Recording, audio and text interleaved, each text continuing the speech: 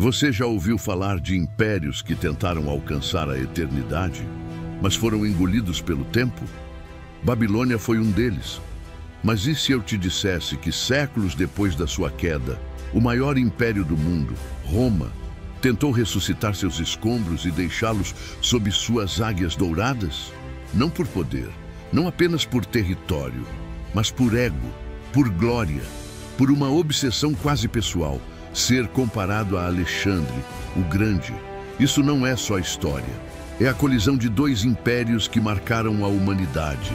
Um que caiu sonhando, outro que marchou acreditando poder reescrever o passado com sangue e moeda. E no centro disso tudo, Babilônia, a cidade que já foi chamada de o Portão de Deus, agora dividida entre ruínas, ambição e lenda.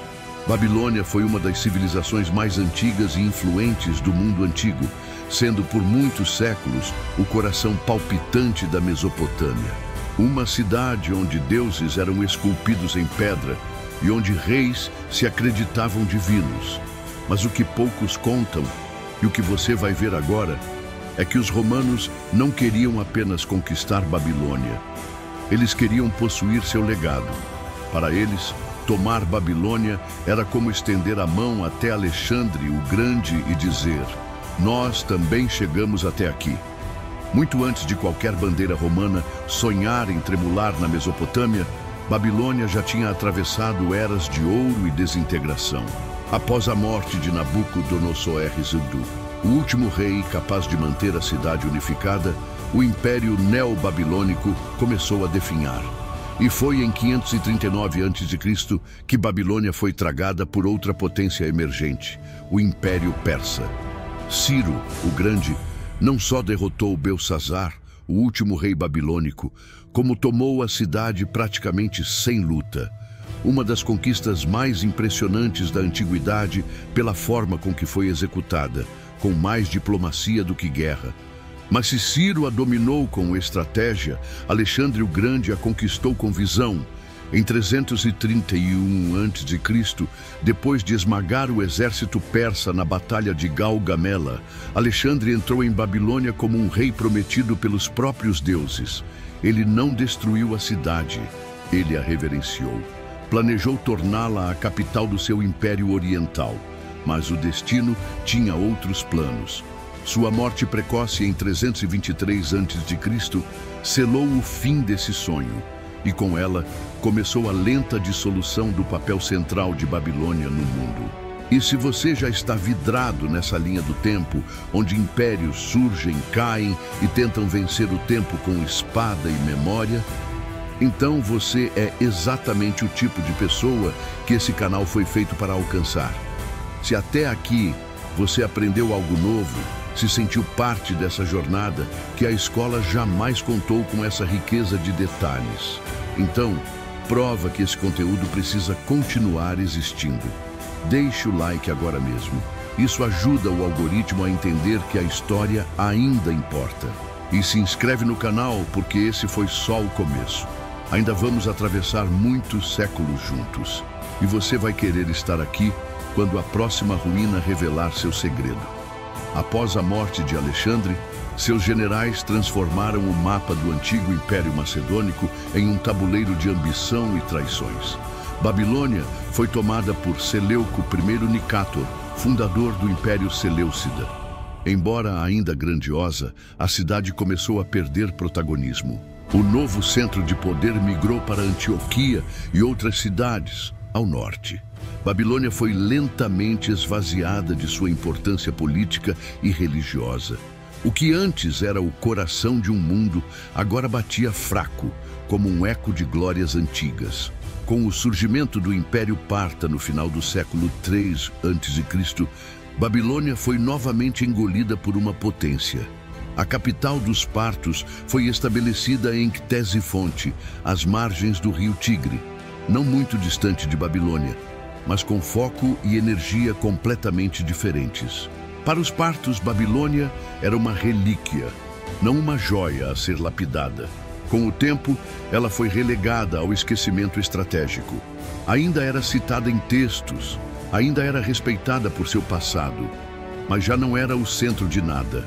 Um nome sagrado empoeirado pelas escolhas de quem agora reinava sobre ela. No início do segundo século depois de Cristo, Roma estava em sua fase de glória absoluta.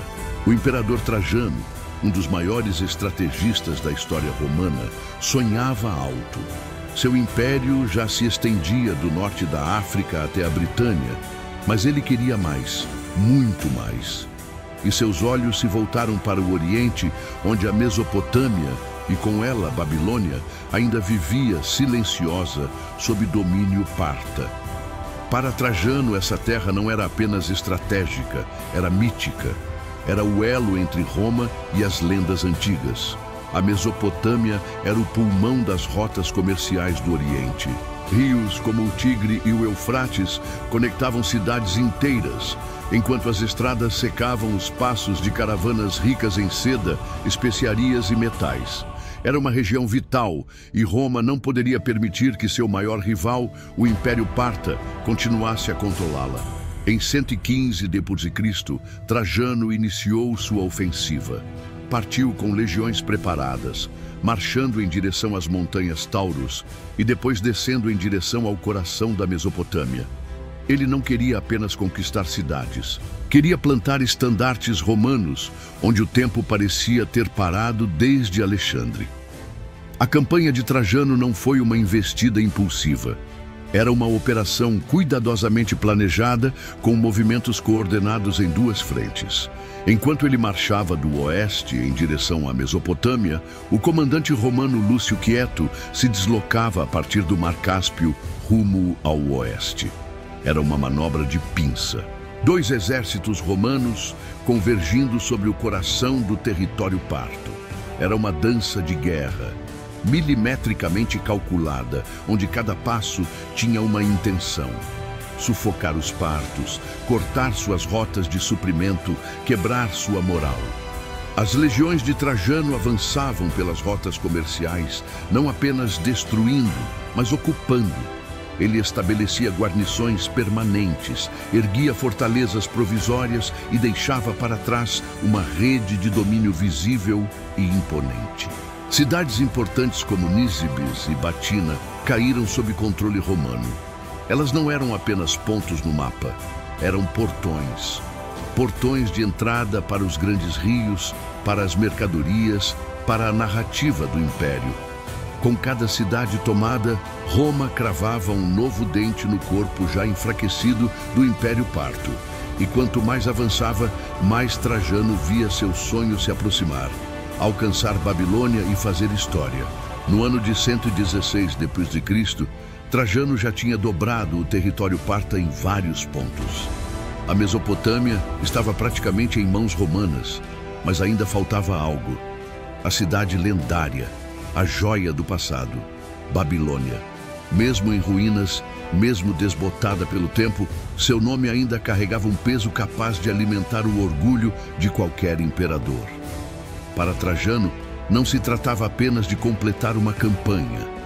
Era uma tentativa de eternizar seu nome ao lado de Alexandre, o Grande, e Babilônia era o palco perfeito para isso.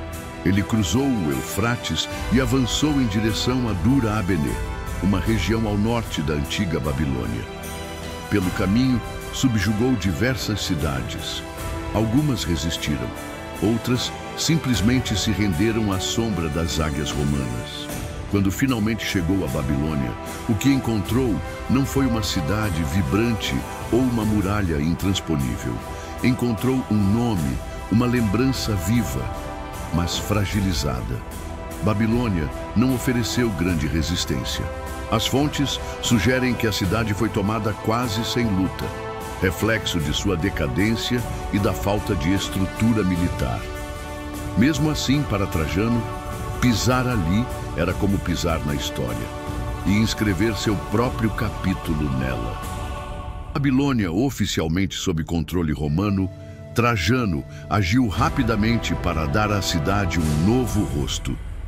Mas não era o rosto de um novo império, era o reflexo de um velho sonho. Ele não destruiu a cidade. Pelo contrário, procurou restaurá-la.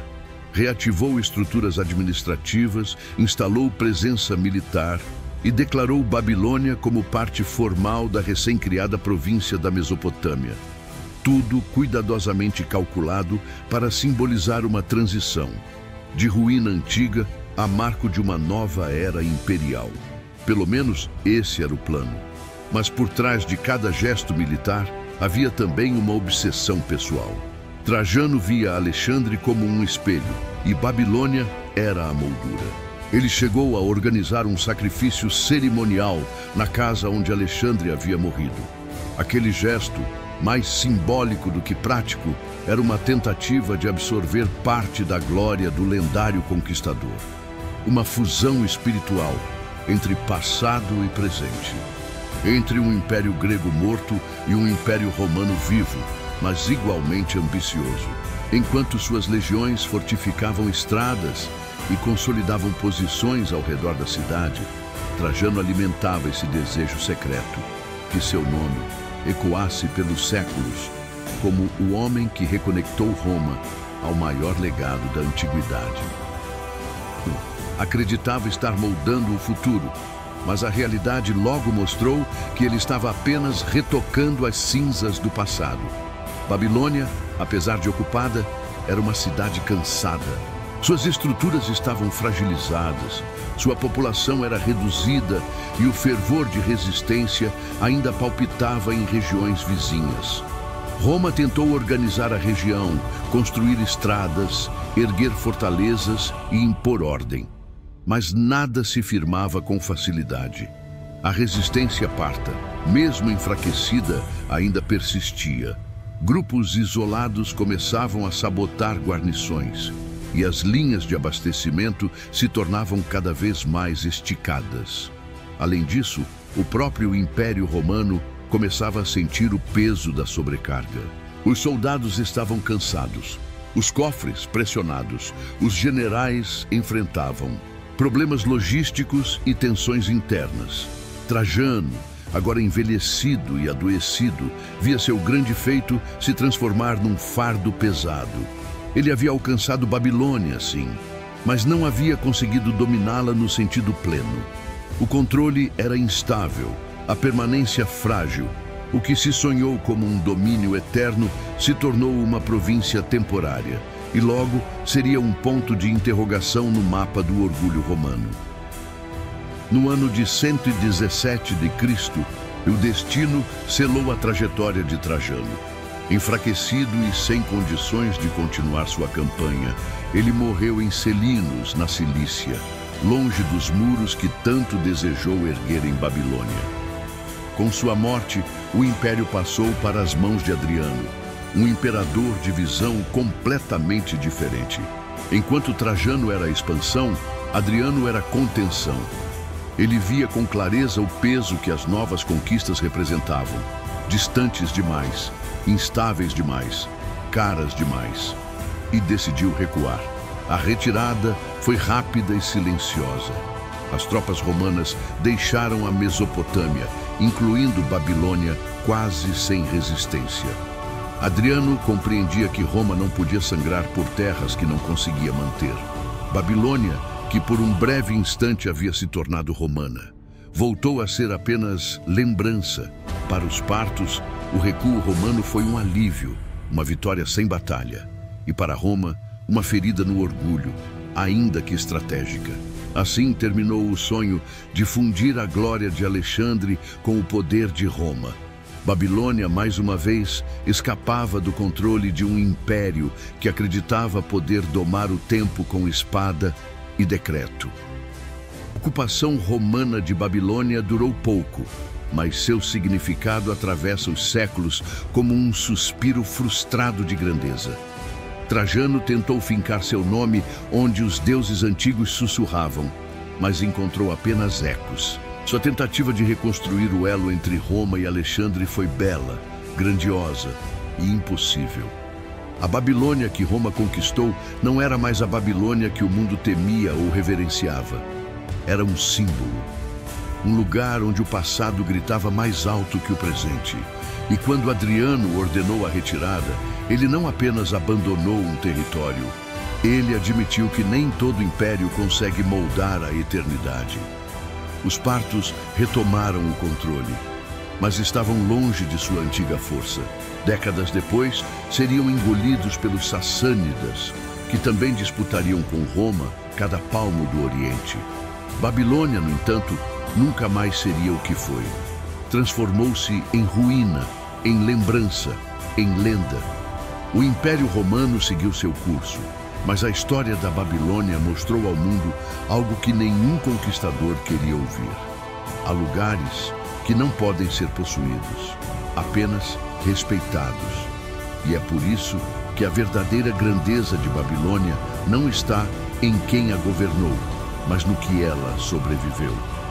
A queda de reis, a ascensão de deuses, a glória de impérios e a arrogância de achar que o tempo pode ser domado.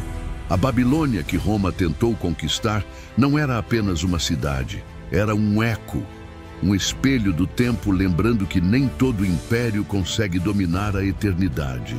Se você chegou até aqui, é porque carrega dentro de si essa mesma curiosidade ardente que moveu Alexandre, Trajano e todos aqueles que desafiaram a história. Então retribua essa jornada com um simples gesto. Deixa o like agora mesmo e se inscreve no canal. Isso nos ajuda a manter viva essa missão de desenterrar o passado e revelar os segredos que os livros não contam. E prepara-se, porque na próxima história você vai descobrir que nem tudo que foi enterrado está morto.